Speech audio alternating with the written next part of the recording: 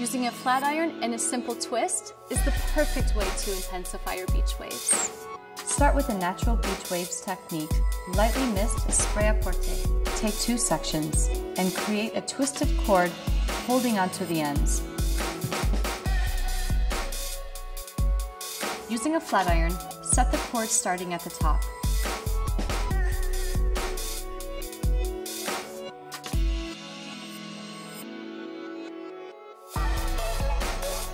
Allow it to cool completely before unraveling. Repeat throughout.